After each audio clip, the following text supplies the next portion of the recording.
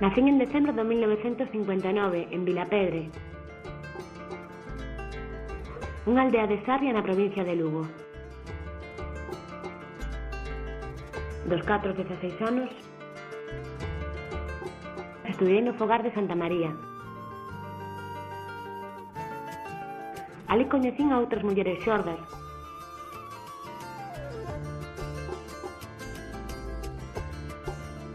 E xurdiron as primeiras amizades.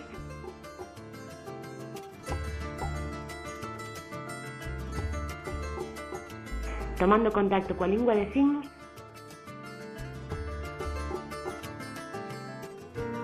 pero sempre fora das aulas, posto que dentro estaba prohibido.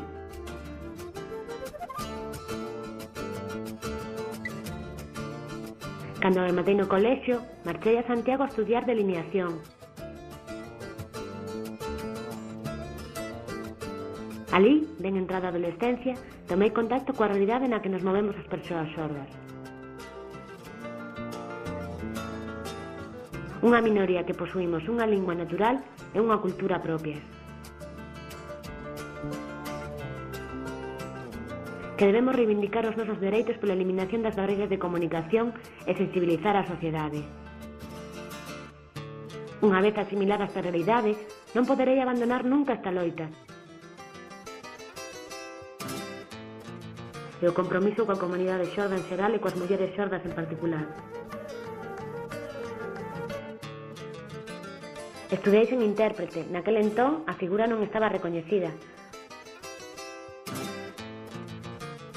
Voltei a Lugo e acadei o primeiro traballo nunha papelería na que continuo traballando. No 1974, comezo a formar parte da directiva da Asociación de Persoas Xordas de Lugo. No 1989, casei con Xose, que tamén é xordo. E anos despois naceu Miguel. Empregamos a lingua de signos para comunicarnos e para educalo.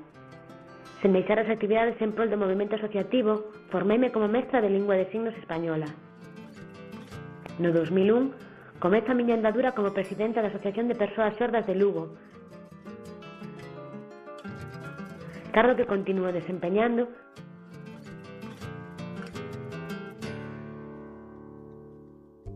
converténdome na primeira muller que ocupa un cargo directivo nesta entidade. A consolidación de Asorlú como punto de encontro e entidade prestadora de servicios para a poboación xorda convértese nun dos obxectivos conseguidos nesta etapa.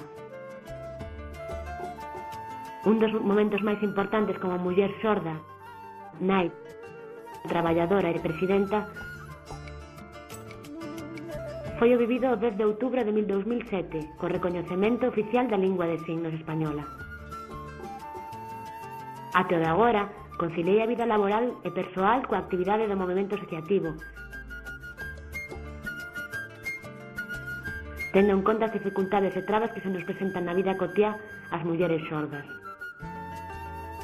O máis importante é que me sinto unha muller independente, con autonomía persoal e coa capacidade de loita para superar as barreiras de comunicación. Traballar polo movimento asociativo e apoiar a outras mulleres xordas é unha prioridade.